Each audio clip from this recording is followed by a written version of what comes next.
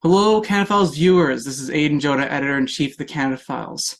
I'm speaking today with Canadian activist and lawyer Dimitri Lascaris, who is in the middle of a fact-finding trip to Russia.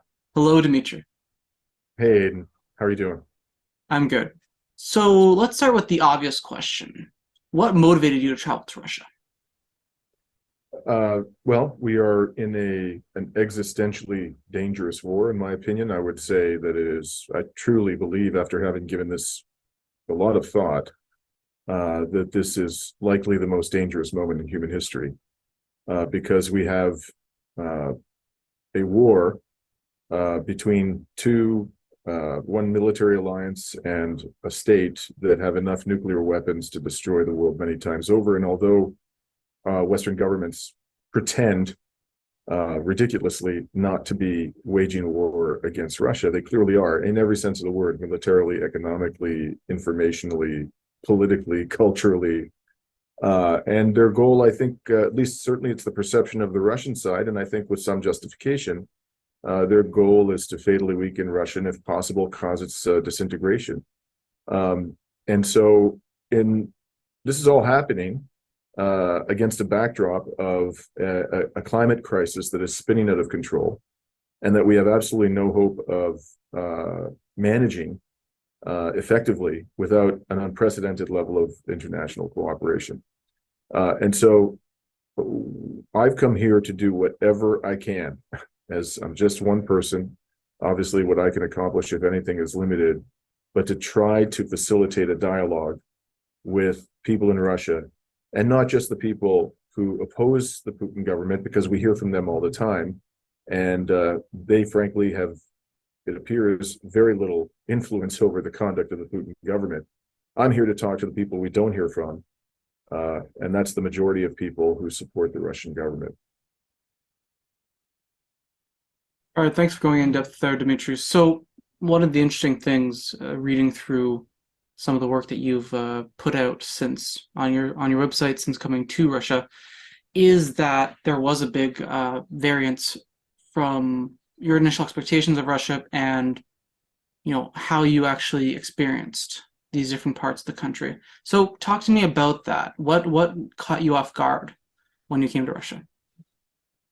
Well, my image, and of course I had my doubts about the image, but if I had, based my opinion entirely on what I was reading in the Western media and hearing from Western politicians my entire life, my impression and image and expectations about Russia were formed by two things, and that is, first of all, the Cold War. I grew up in the Cold War, and then after that, after Vladimir Putin came to power in 2000, shortly thereafter, made it, I think, quite clear that he wasn't going to be another Boris Yeltsin. The West embarked upon an ever-intensifying propagandization campaign with respect to Russia, and in particularly its president. And so, based on those, and I've been bombarded as a citizen of the West, having spent almost all of that time in the West. I was bombarded, as are we all, by these characterizations of Russia. So I expected to see a country where there was a very heavy police presence, highly militarized police, visible police presence. I expected to see a high degree of impoverishment. I expected to see an infrastructure that was in a state of neglect, if not outright disrepair, a lot of poverty, homelessness, I should say. I expected to see a kind of drab and gray and dreary architecture, the kinds of things, this is predates you, Aidan, but the kinds of things I saw on television and newspapers about the Soviet Union when I was a kid. And that's not at all what I saw. I mean, virtually none of it is what I have seen. And just so you know, and people listening to our conversation should know this, my time in Russia, it's only been about a month, and I have focused on two areas: central Moscow and Crimea. I was all over Crimea. But other than that, I have virtually no contact with this country. So what I'm saying to you, and when I say I'm surprised and I didn't see those things, I'm referring to what I've seen in that little sliver of Russia that I've visited. And again, this is only a month, so this may not at all be representative of the country. All right, so let's move on now. So I want to talk about the trip as a whole. What have some of the biggest lessons from this trip been up to this point? I mean, it's so hard to say because there's just so much in that I've so many impressions that I have and so many surprises, and I need time to kind of process it all. So I'm not necessarily going to give you the things that really will make a lasting impression on me over time, but certainly I was surprised by the level of warmth with which I was received. I was expecting there to be a significant degree of hostility because, after all, I don't speak any Russian. As soon as I open my mouth, Russians can figure out pretty quickly that I'm from North America, and Canada and the United States are waging war on Russia and constantly saying, their governments and their media are constantly saying the worst things about the Russian people and their government. But instead, a tremendous amount of warmth. And I'm not just talking here about people who were aware of my dissenting views. I'm talking about people who had no idea who I was, absolutely none, what political views I had. So that came as a big surprise. Another thing in my conversations with Russians is, there's a lot of talk about spirituality.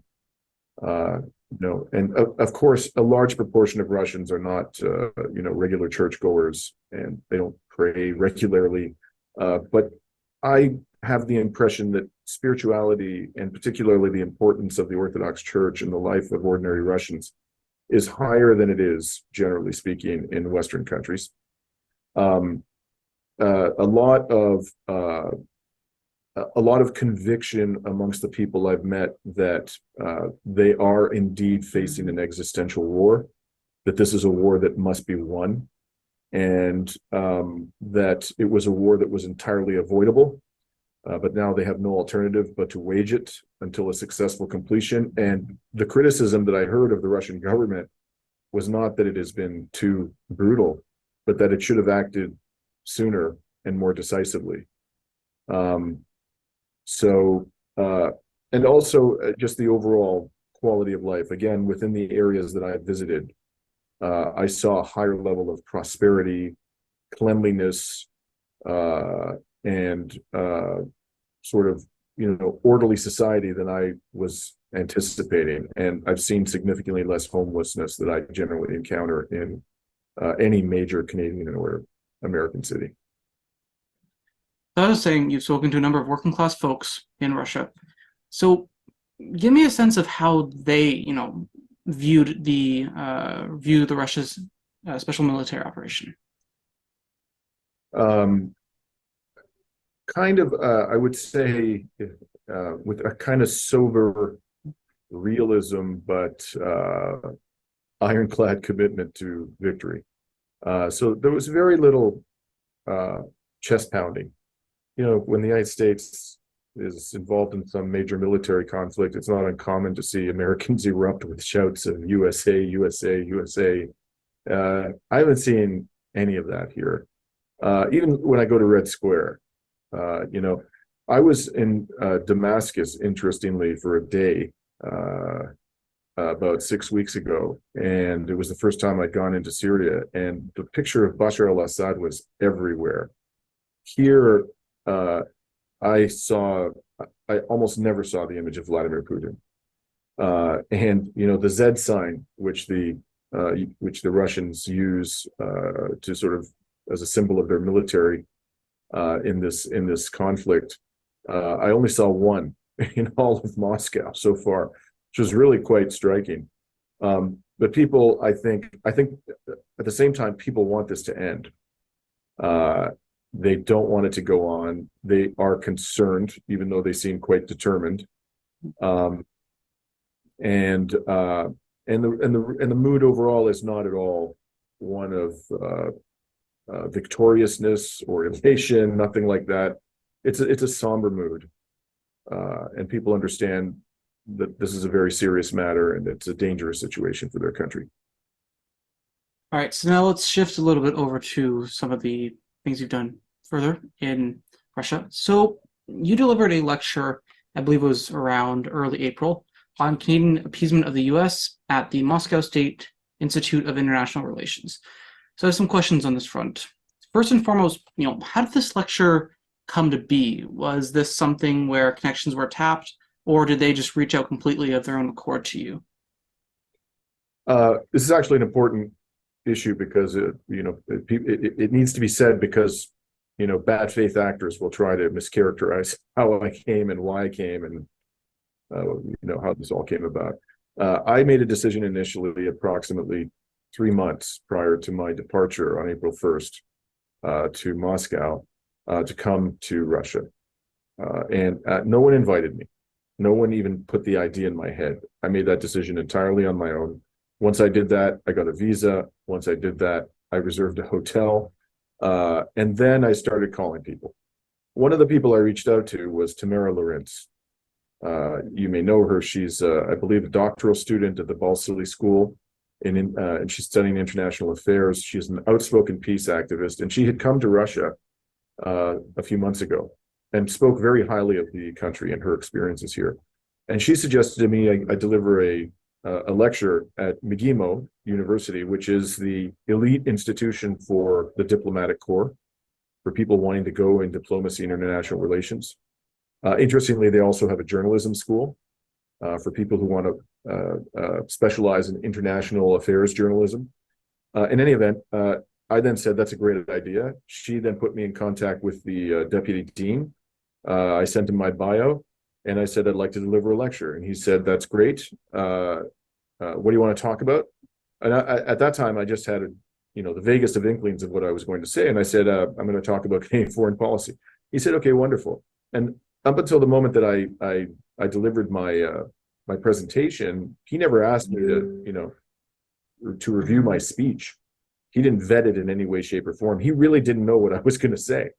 I could have come in there and said nothing but extraordinarily good things about Canadian foreign policy, but I didn't. So at the end of the day, I sat there, I made about a 45 to 60-minute presentation focusing on Canada's voting record at the United Nations. And then we had a very robust discussion for some 30 to 45 minutes. It was wide open. Nobody seemed to be under any kind of constraint. And it was a good faith discussion. And people were, the young people in that room, I think, were genuinely curious to know more about Canada's foreign policy and asked me some, personal questions about what drove me to come to Russia. Sure. So what do you, in terms of, let's say, perceptions, to the degree that these students were familiar with Canada, and say even after your lecture, what was their perceptions around Canadian foreign policy and our relationship with the U.S.? Let me say that, first of all these students spoke fluent English. Okay. One of them had actually attended the University of Alberta. I think he had done an undergraduate degree there. I think their perceptions of Canada, I think their perception of the U.S. is significantly different from Canada. To some degree, I think they had bought into this notion that Canada is a more, shall we say, equitable actor on the world stage than the United States. But at the same time, they understood that the Canadian government was hostile to Russia. And I think that they had the impression that Canadian foreign policy is more independent of U.S. foreign policy than it actually is. That's not to say that they had illusions about Canada being a completely independent actor on the world stage. I don't think that they had understood the degree to which Canada's foreign policy aligns with that of the United States. And that's what I had done an extensive analysis, which actually took me probably a week to compile. No one assisted me with it, of the voting in the current session of the General Assembly of the United Nations. And I was not just looking at Canada, I was looking at the voting patterns of all the states. And I think those figures really dramatized the degree of alignment. So just briefly, in the current session of the General Assembly, the state that has voted with the United States the most is Israel. And Canada is in second place, all alone. By a significant margin, I should say, in second place. And of course, Israel has one of the worst human rights records in the world. And another thing that was interesting about this analysis, I think they were surprised by this, is that in the current session of the General Assembly, the number of votes cast in alignment with China were far above the number of votes cast in alignment with Canada and the United States. And Russia itself, with respect to Russia's voting, significantly more votes were aligned with those of the Russian Federation than with Canada, and particularly the United States. In fact, the United States voting position in the current General Assembly had by far the lowest level of international support. And what's really interesting about this, of course, Aidan, is that there has been an unprecedented campaign in the Western media, and globally really, driven by Western states and Western media corporations to vilify Russia and China. I think the voting at the General Assembly shows that most of the world ain't buying it. They not by a wide margin. They understand who the most nefarious actor in global politics is, and that is the United States. All right, thanks for the insights there. So I want to go to a bit more of a recent event. That is a hit piece by the National Post's weekly columnist, Adam Zevo. So I want to just first of all get into the interview itself. You were able to, of course, record that interview. How do you feel about that interview as a whole, looking back? Well, I'm going to be very blunt about this. I said this to Adam Zevo from the beginning when he reached out to me. And people may be interested to know Zevo has been based in Ukraine for some months, covering the war there. I had no illusions that he was going to have an open mind in our discussion. I did a little bit of research on him before we actually spoke, and based on what I read, I thought this man is a true believer, and ain't nobody going to change his mind about the Western narrative. And I certainly didn't have any illusions that the National Post was going to write a balanced article about our conversation, which is why I insisted that I record the entire thing. Because for some 7 years, the National Post has been dragging my name through the mud. This goes all the way back to 2016 when I succeeded in persuading the Green Party to support a resolution in favor of BDS. I nonetheless decided to do it, to be blunt, because Zevo kind of provided a prop. He was going to be a sounding board, Western narrative versus the truth. And it was an opportunity, I thought, not to change his mind, certainly not to change the minds of his editors, but to allow people who are interested in hearing the debate between us to decide for themselves whose opinion is most supported by the facts and by logic and by just fair play and common decency. And I think ultimately, I hope, certainly it was my belief when it was all over, that debate that went on for some 90 minutes, that it was clear that Zevo was essentially a propagandist. At the end of the day, he wrote an article that wasn't as bad as I was expecting it to be. My suspicion is, and I say this because I'm a lawyer with 30 years experience and I've done a fair bit of defamation law. My suspicion is that I have no doubt that that article was carefully vetted by the defamation lawyers who advise Post Media. Absolutely no doubt. I mean, it would be shocking if they hadn't vetted that article. And I think that the lawyers probably knew me because I'm well known in the legal profession in Canada. They probably listened to the tape, and they probably, gave some advice which compelled, the National Post and Zevo to be more balanced than I probably expected they would be. That's my guess. But at the end of the day, it was the standard hit job. It was, this man's gone to Russia to whitewash the crimes of the Russian government. That was the essential theme.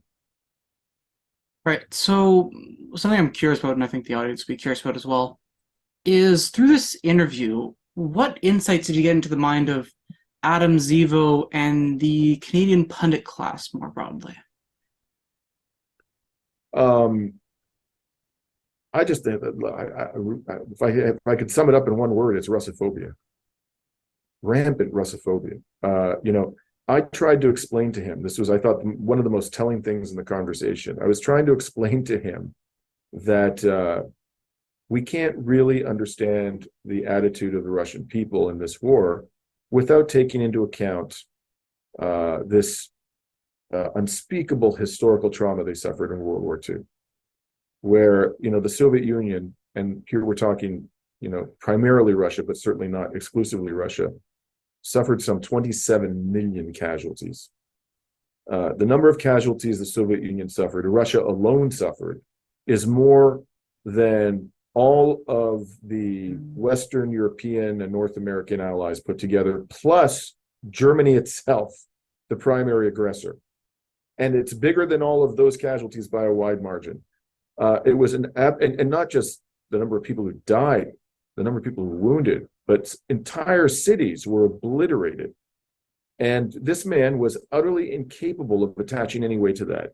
You know, at one point I asked him, you know, I try to be nuanced, try to, you know, see the complexity of Russian society and try to understand what concerns they might have that are legitimate.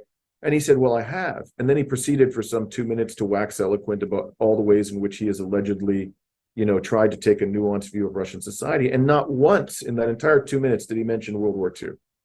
Not once did he mention the 27 million people who died in the Soviet Union. Right now, we have, you know, the biggest military alliance in the world, arming to the teeth and training and providing intelligence to and providing mercenaries to a large, sophisticated peer army that is a few hundred miles from Moscow. And you'd think that somebody who has the slightest sympathy for the Russian people would consider the fact that they lost 27 million people in World War II in assessing their reaction. Nope. He didn't attach any weight to it at all, as far as I could tell. So, and again, and it would just, in every aspect of our conversation, just unremitting hostility towards the state of Russia and its government. Okay, great. So now the article itself, it of course featured some quotes, disproving ones, surprise, surprise, from the co-leaders of the Green Party, Elizabeth May and Jonathan Pedno. How do you respond to what they said in the article? Well, first of all, you know, Elizabeth May tried to, she effectively said that I am so far left that I've become far right, that I've become indistinguishable from the far right. And, you know, this is now a standard technique. It's quite shameful, frankly. I mean, if she's going to smear me, she should at least come up with an original thought. But this is like the standard technique that is being used in the West to denigrate the peace movement. Oh, these people, they're all extremists on the, you know, the left and the right of the political spectrum. Well, first of all, I take great umbrage at any suggestion that I have anything in common with the far right. Secondly, although I'll never work with a Nazi, people who have a conservative or right-leaning orientation, but who are genuinely committed to bringing an end to this war, I'm not going to refuse to, you know, make common cause with them when the stakes are so high. I just think that's idiotic. You know, right now, we in the peace movement need to take our allies where we can find them. So if somebody like is a Republican voter, but they generally want this war to end, why would I refuse to, you know, for example, organize a peace march with these people? It doesn't make any sense to me. But the last thing, and I think the most important thing I want to say in response to this absurd claim is, you know, who at the end of the day are the extremists in this conversation? If you are supporting a policy that is going to escalate the war, which Canada does and which Elizabeth May does, sending weapons to Ukraine, even though a recent poll showed that only 32% of Canadians continue to believe we should send more weapons to Ukraine.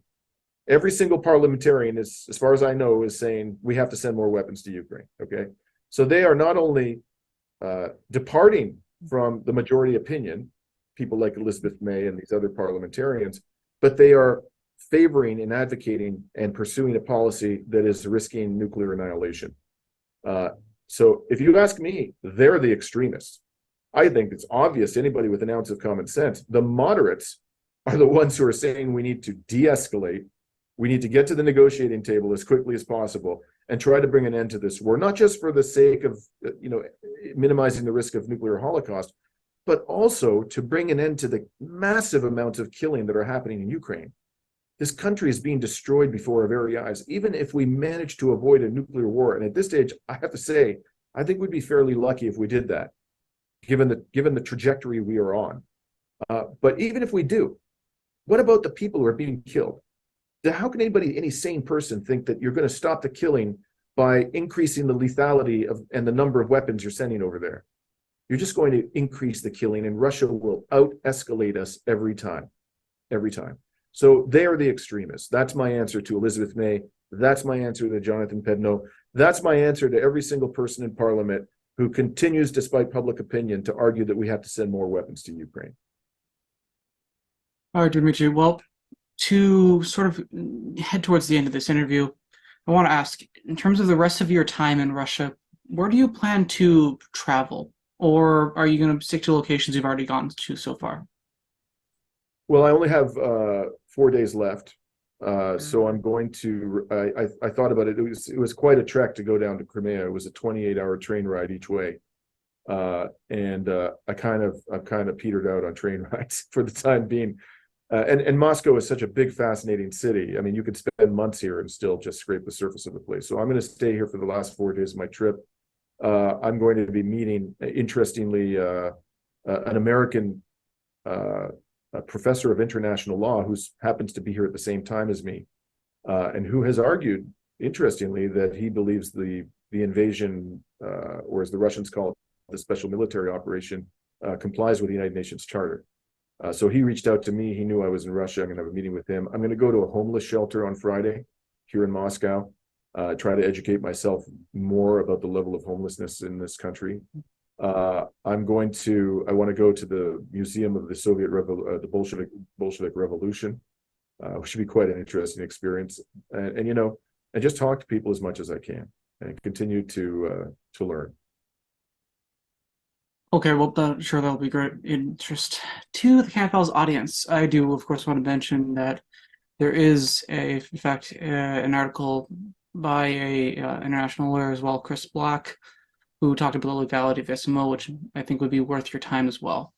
So I think that is the end of the interview, however. So I want to thank CanFiles viewers for sticking around to the end. And first and foremost, I do want to ask Dimitri, how can people keep in touch with your work? Thanks for asking that, Aidan. Please go to my website. It's dimitrilascaris.org. So DIMITRILASCARIS.org. You can also follow me on Twitter at Dimitri Lascaris. I'm on Facebook. I'm on Instagram. And I'm very, very active on social media, probably too much for my health. So anything that I put on my website, I tweet out and post on Facebook and Instagram as well. All right, well, CanFiles viewers, if you appreciate the journalism that we've done, we are trying to build our financial capacity as a news outlet. We've nearly hit 1,500 a month in support, and we are growing. We produce original investigations, articles, analysis, interviews, and more analysis, like the analysis I did, of course, on the New Brunswick politician Dominic Carty wishing for the death of Julian Assange. So if you want to support that work, please set up a monthly or annual donation at the CanFiles donor box. That'll be in the link in the bio. Most of all, though, Dimitri Lascaris, thank you so much for your time. Thank you for having me. Take care. Take care. All right, bye, folks.